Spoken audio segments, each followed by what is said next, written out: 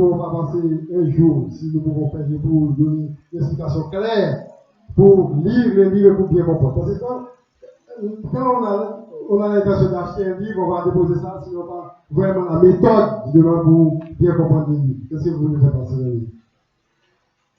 Juste avant la réponse, maintenant, dès qu'on a posé des questions, aller droit au but, on passe pour permettre que plus de monde participer. D'accord? Merci pour votre compréhension. Vous avez dit que le livre est intitulé Dialogue avec l'université, qui a un titre ou bien un sous-titre Nouvelle théorie comportementaliste sur la culture de l'intelligence. C'est que le livre appelle à changer notre mentalité de faire pour arriver à une philosophie du non. Philosophie du non, pourquoi? C'est pour qu'il y ait une nouvelle expérience à la place de l'ancienne expérience qui ne donne pas de résultats souhaités. Et c'était très important puisque il y avait eu un sommeil salvateur de l'université.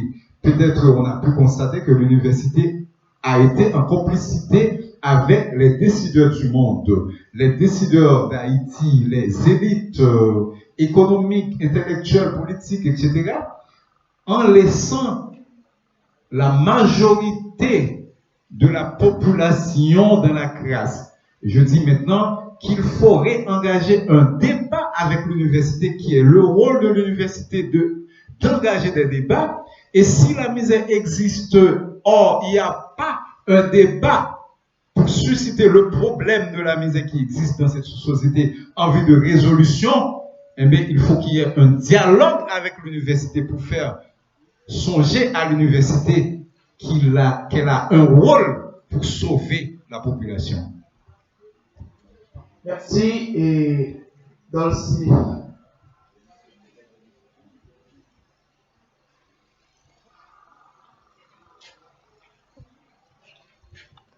Je présente toutes mes félicitations à l'endroit de l'assistance, aussi au recteur Wandelma, toujours des modérateurs ici, et les professeurs Wilson Dolcin.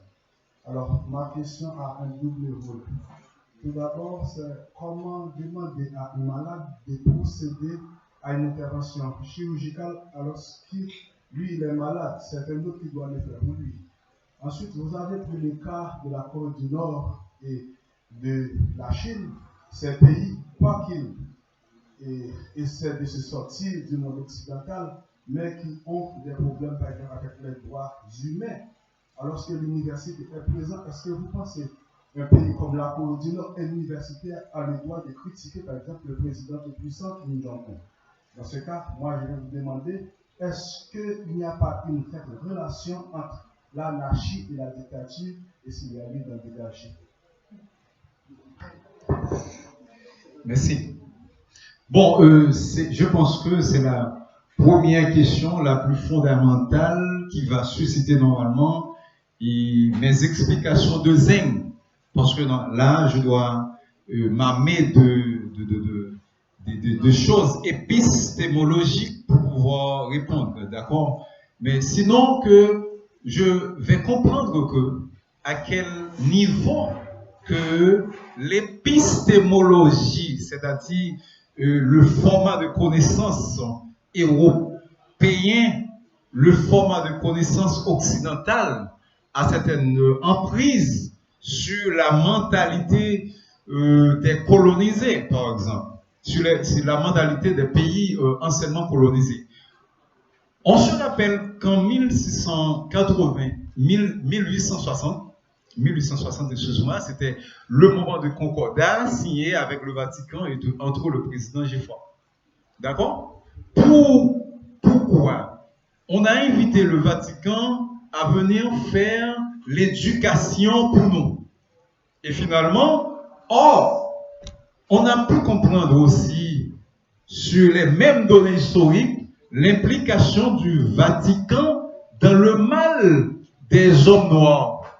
Et le mal des hommes noirs résulte directement de l'esclavage, un système d'accusation fait par le racisme scientifique, par exemple, l'étude de crâne. Et pas seulement le racisme scientifique, mais le racisme populaire avec Gobineau. Et ce racisme, et avec ce champion du racisme populaire, par exemple, Gobineau, a été dénoncé ou mis à mort par notre théoricien Antenor Fiormé, qui a pu prouver de l'égalité des races humaines. C'est très important. Mais ce que l'Occident vient de faire sur le monde, c'est exercer leur puissance de savoir, puisque on a pu considérer que le savoir, c'est le pouvoir. C'est-à-dire que le savoir, il n'y a pas de savoir sans l'information.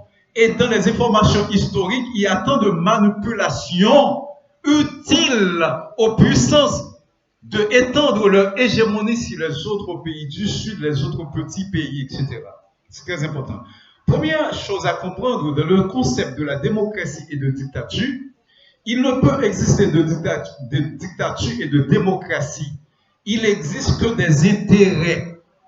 Pour déclarer un État dictatorial ou un État démocratique. Et ce processus se fait par les puissances mondiales. C'est très important. Il faut pouvoir sortir de cette épistémologie qui, avec Kemila Fatima, a dit que souvent, l'Europe a fait l'épistémicide, c'est-à-dire une tentative qui tue la science. Et cette tentative peut tuer la science à partir des mensonges culturels et de vérités cosmopolites.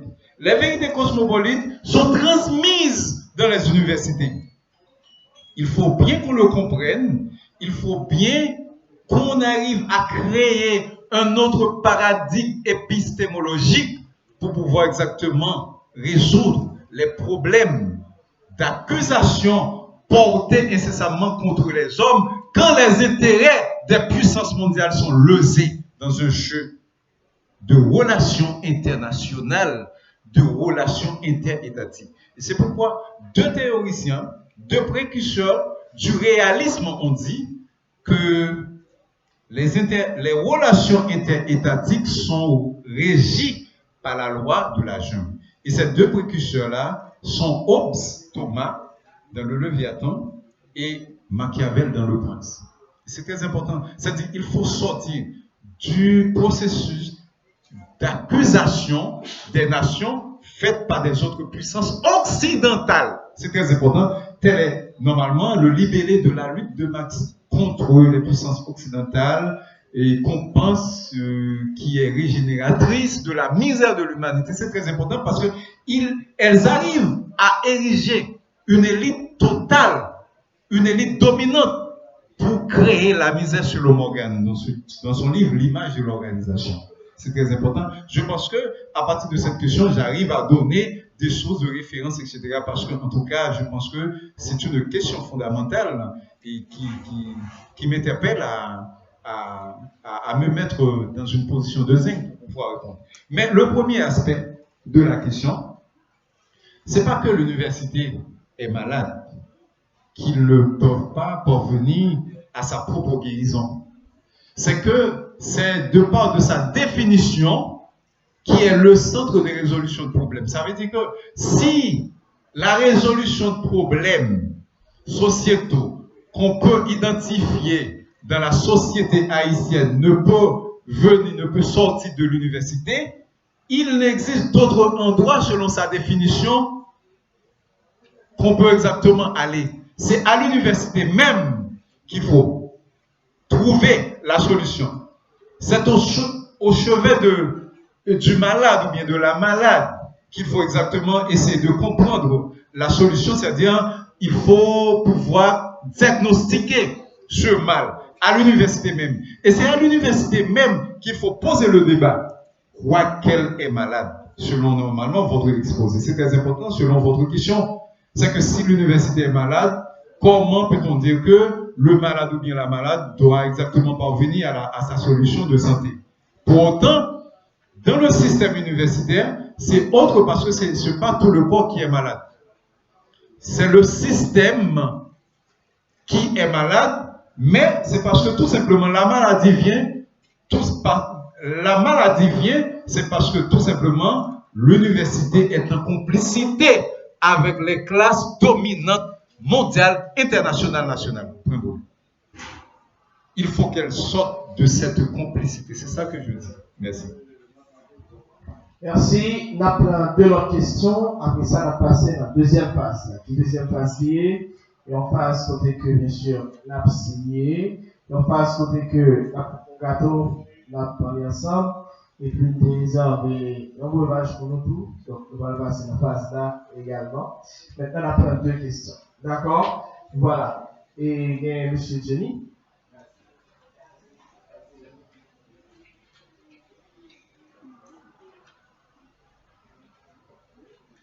Moi, je félicite les conférenciers parce que malgré que je suis trop tard dans mon produit, moi, je suis trop tard dans mon produit, mais dans l'introduction au ouvrage, dans la page 24 là, troisième paragraphe.